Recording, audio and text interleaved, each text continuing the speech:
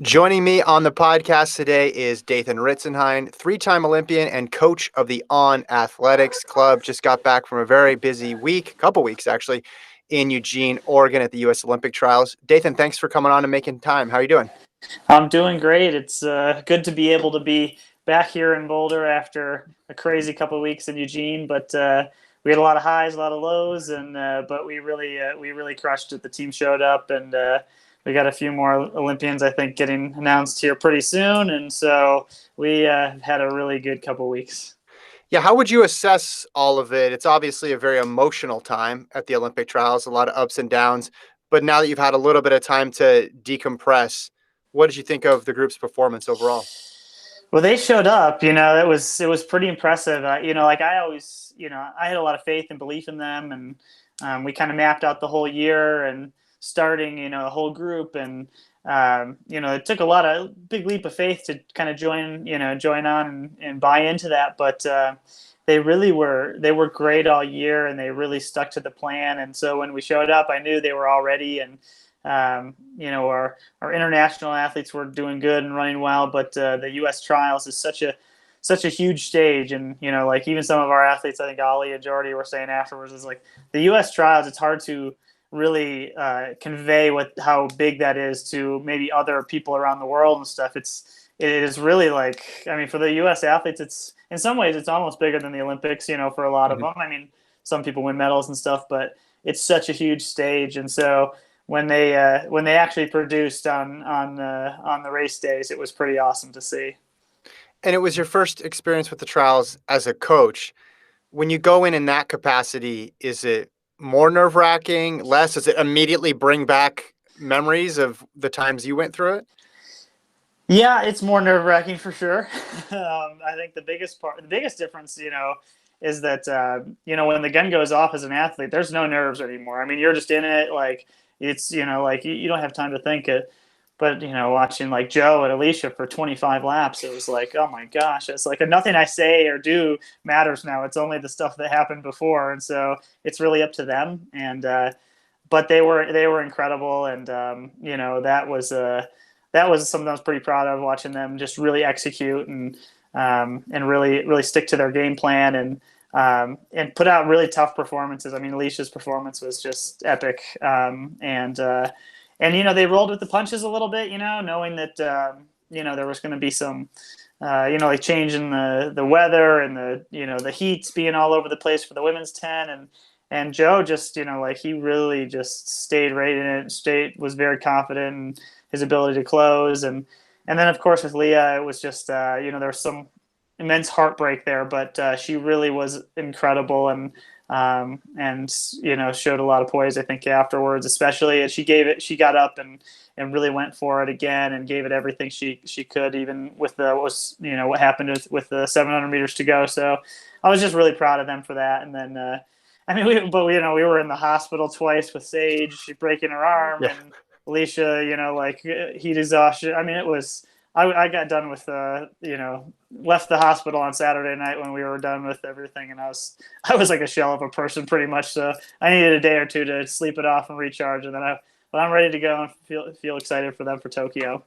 Yeah, your Olympic trials in retrospect as an athlete were pretty smooth, right? I mean, there weren't, unless I'm forgetting something, there weren't multiple hospital trips or, I mean. Yeah, that's I think that, like you have like one thing you think about as an athlete, and it's that race day. You focus on yourself, but I think for me that was the biggest. Like we had a lot of people there, and a lot of people there supporting too. Just the rest, we brought the whole rest of the team, except for Alicia Monson, because she was running the Polish trials, which she made that team the same day as the Leah was running the final, and so we had the whole team there. We announced some new signs that we had: Morgan McDonald and Sage Herda and Carmela Baez, and so there was just so much going on that luckily I had some good support, some good support crew there, and but it was busy. It wasn't a 1 day thing. It was 12 days of whirlwind.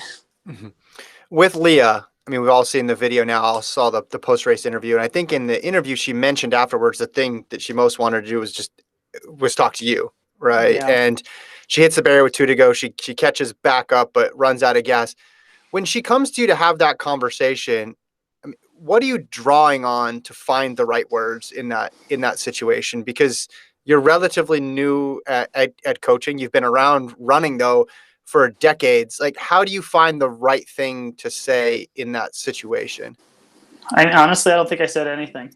I just grabbed her and hugged her for a long time. And um, like there was nothing to say, like in the moment, like I think, afterwards, later on, we talked, but like there was nothing to say. Like she just, it was devastating, but like, but I think we knew that she was fit, and so that's the hardest part is not, like, and that is the Olympic trials for the U.S. Like doesn't matter what happens. Like if you're sick, or you're injured, or you fall, or whatever it is, it's cutthroat. It's top three no matter what. And so she got back. Like after a couple days, we had the opportunity that she's going to run Stockholm this weekend, and part of me wondered, is she gonna, like, getting back up for that? She invested, like she was 100% in, and vision, like she was ready to make the team. So, but she also knows, like, she's in the best shape she's ever been in, and so that was the hard in the moment. And so when I grabbed her, I hugged her, and I just held her for 10 minutes probably. And I mean, we just sat there and cried, and it was hard to watch that go by. And then afterwards we were walking, it was just me and her walking back to the on house, and we knew everybody was going to be there. And we just walked, just the two of us, quietly, and just talked about, like, she's like, it feels like someone died, like it just, and I was like, it is kind of like that. I mean, it's probably gonna hurt for a long time, you'll think about this you might think about this every day, but time will heal all wounds, like it does, and I think what happened afterwards for her was, there was some self-reflection too on how far she's come. And I tell her that even now. I was like, look, you're 28, like you didn't run much very well for 4 years. Like you're back to that place now. There's no reason that this can't be your time, And so I know it's hard to watch it go by, but the difference between now and 2016, 5 years ago for her, is that she's walking away healthy, in the best shape of her life, excited, versus being broken and not knowing where she's going. And so, yeah, that's just hard to watch it go by though. But then those minutes, I don't know. I cried for hours that night. Probably. I just couldn't stop. I'd think about it. I'd see her. I'd just, see other people. And I think, there's just a lot of emotional investment, especially like for me with watching her go from where she was to where she is now. It's, like I wanted her to have that moment, but I'm also just, I'm just proud of where she's at now. Did any of your experiences running, any of your results bring out that sort of emotion in your career? I mean, getting fourth at the marathon trials for me was similar. I think, I come back from 2 surgeries and things like that. And to get fourth, but I got fourth, getting beat by people like I just, like Abdi and Meb and Ryan, they beat me on that day, and that was hard. And for her, like that's part of the steeplechase, is like you have to be focused, you have to be like rated to the end. It's just a different variable in the race, and her fitness was there, and I think like momentary lapses of focus can sometimes be catastrophic in that event. And but she rallied back, and I know that her fitness is good, and so that in that way it's similar to mine. I knew my fitness was good, and I came back and I made the Olympic team in the 10K. I had to, but it was literally, I think I took one day off and I was like back to training. And so I'm proud to see where she's at too, doing the same thing. She's like, she knows she's fit. So what can we do right now? Like we can go over and we can run this Diamond League race that we're, going to have a great opportunity to run well against a great field. I mean, that's what, best athletes do. That Kate Grace just yesterday ran 157, like after, thinking, she was in the final, thought she'd make the 800 team, and you fly over 2 days later and you crush it. And that's what, and so I think that it's not always the right plan to just move on to something else, but when you're fit and you can have perspective, you can use that. You can also use that energy, like, for a small period of time. Eventually, like that pain wears off. But if you can harness that energy, you can do something really good, and I think I'm hoping that she'll go there and do that. Looking at your group, you got a really big roster, and you mentioned you added more people. You got people from all over the globe too.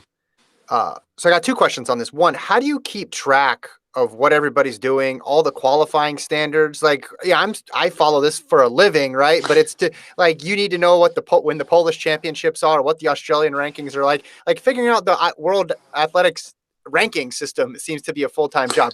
So my first question is, how do you keep all that straight and making sure you're giving the best information to your athletes?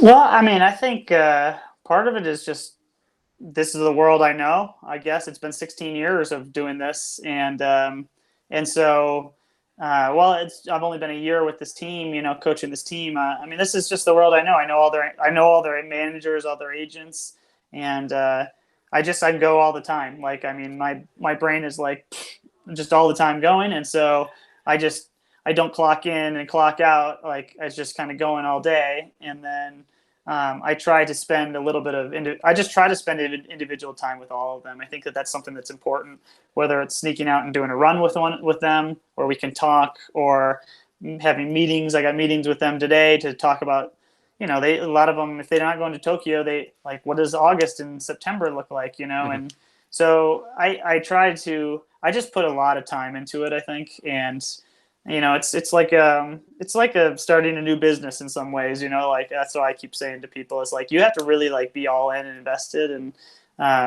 it's not enough to just show up at the track, do the workouts. Like, the training honestly is the easy part. Like, I mean, I don't think that that's like, you have to, like, I have my own theories and things that we do in practice, but like, for me, it's easy to sit down and do that and know how to get them fit and get them ready. But it's knowing all the moving parts, I think, for each individual athlete, because yeah, we're a very international team. I think about 50%, U.S. runners, 50% international. And so signing the new runners, I mean, that'll definitely, maybe it makes a little bit more work, but we also have all the infrastructure set up now, which we had to build last year. So now my original 8 members they're very self-sufficient, and they know how I work and I know how they work, and we can go very well together. Whereas the new people, it'll be some learning, and they'll figure out, and I'll figure out them, and they'll settle right in. And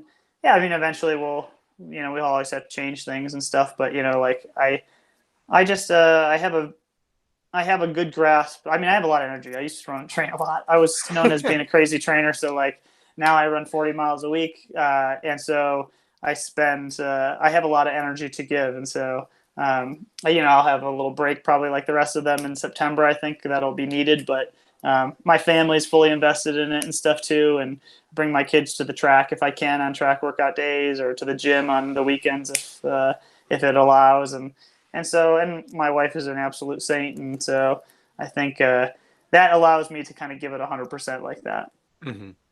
Yeah, you have at least 60 miles a week worth of energy left to expend if you're only doing 40, right? Yeah, well, I definitely, my training load used to be like a big, huge mountain, then nothing throughout the day, then a little double. Now it's just all day long. It just, but I like it. Like, I've kept myself fit enough to be able to do workouts with Alicia or something like that. So, that's I'm slowly going to only get worse in that capacity, but hopefully they become, they just know me more and more after that, and then they don't need me as much. Mhm. The other thing I wanted to know is you could have gotten into coaching in a variety of different ways. I know you started in coaching even when you were still running a little bit. Why did you choose this path, and what are you trying to mold your group after? What other groups or what other coaching philosophies or inspirations are you incorporating in your group? I think, learning um, a lot of the coaching is like interpersonal skills and stuff. And so, having 4 different distinct coaching, philosophies over time, like for me and my own athletic career, was helpful, because I maybe I learned things like, at the time, but then, when I helped out at U of O with Andy Powell, and then a lot with Grand Valley State University with Jerry Baltus, like, those things just helped me kind of like understand, maybe, I mean, like Jerry, like, I mean, that team, Grand Valley State, is they're an incredible program with not some of the resources that some D1 schools have, and really like he just hustles all the time, going all the time, and then you sometimes learn more from less people that like now I have like some of the most talented runners in the world, but if he's getting guys running 149 that you never heard of, like they weren't good runners in high school and stuff. And so you learn a lot from that, but I really don't think anything you can, like the biggest thing is just having the connection with the athlete, because they'll tell you things, like that you can, like a lot of stuff we do is intuitive. And if they trust me and believe, what, that I'm thinking about their training, or I'm thinking about what they need in the moment, then they always do well. And I feel like I make fewer mistakes, and if I can minimize any of those mistakes with them, then, and keep them healthy, like having the team healthy right now. I mean, I have a really good support, system for them, but having a full crew of healthy people that's in itself is hard to do. And so, I think, it's just stuff you've picked up over time, but then also like, I mean, it's different from collegiate coaching, like I don't know that I would be good at that, like, I mean, maybe I would, but like I do really good with a small group. And so I like to have that time with each athlete. And if I don't have that, I feel like something's missing. And so as a professional, like athlete, I think that that's super important. Mm-hmm. Who surprised you more, Joe or Alicia, with their 10K performance?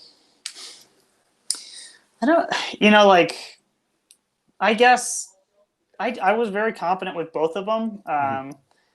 Alicia surprised me with how, like, she went absolutely to the well. I mean, Joe was very locked in, very focused.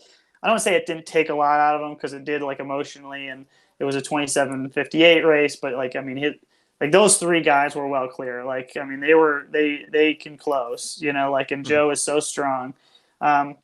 Alicia, like she had to really stay there in the moment, as like I had to tell her, like, look, what's going to happen is like people are just going to all of a sudden pop off like the back. Like it's just going to happen, and it could be a long time, but I figured it would be a relatively hard pace, like at some point, but it was very early on. And she said at 8 laps to go, she knew she was going to be in trouble, and I mean, to be able to put out that kind of performance when there's something very special there, like, and Joe, I think, he honestly, like he just believed in his ability, I think, so much. And so like, they just both had something special about them like that. And so while it was completely different races, they both showed up, and that was just, like, those are the two, and that's the first guy and first woman that we signed on the team. And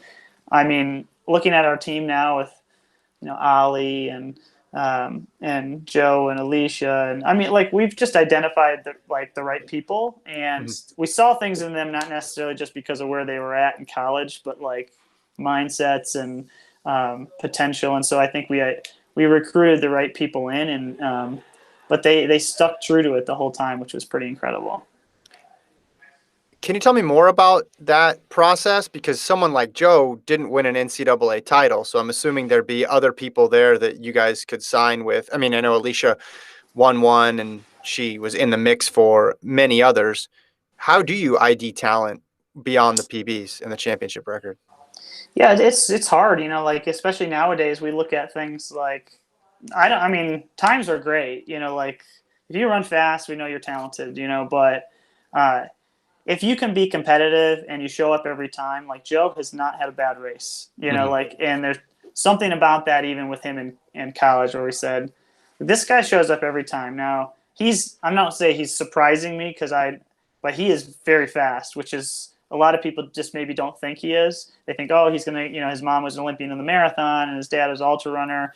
He runs and trains a lot. He's going to be a marathoner, and he will. Like, I'm saying, like, he's that kind of guy, like, but not for a while. And he's got a big future on the track first. And so like, he was someone we saw that was very, consistent like that. And could show up like day in and day out, which I think is that's just a the consistency is king, like in especially in post collegiate running when you're on of that, maybe super tight schedule like you are in college, right? But I mean, Alicia, like she was young, like she won Milrose when ran 8:45 when she was 20 years old, and so she didn't have a linear, collegiate career. Like there was a lot of, she had some injuries and stuff, but we saw her and was like, there's something special there, and if we can get her here, get her healthy all the time, I mean, she has, that kind of generational type talent, and so,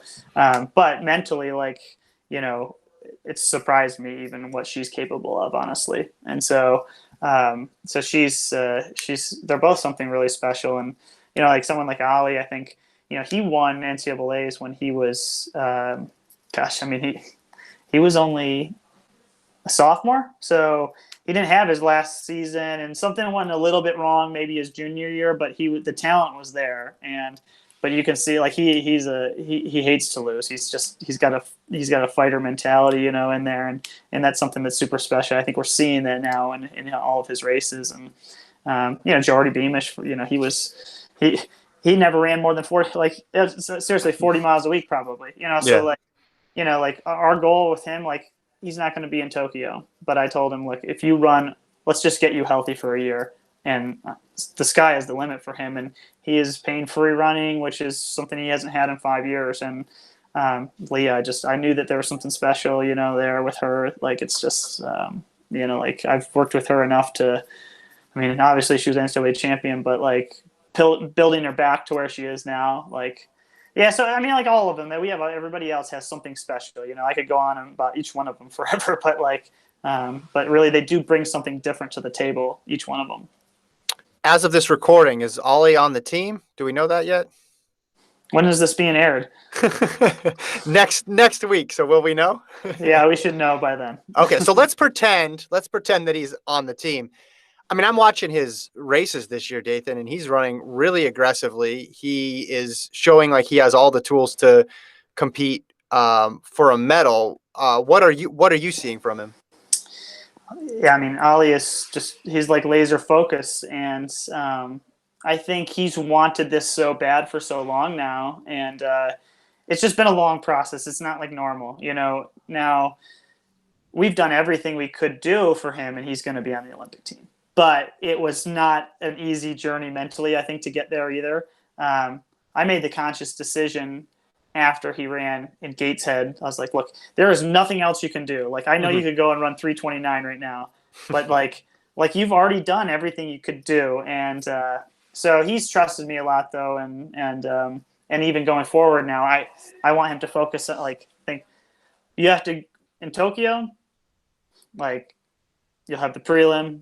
So the first round, semi, and then the final. Like, it's a long, like, this is a long week and so we're going to prepare you specifically for that. I don't want to race. Every race he's gone out there, he's been, I got to prove myself to get on this team. I got to prove myself to get on this team. And he's never had like one of those, Doha, Monaco type perfect races. But you can see it in, if he's running these times in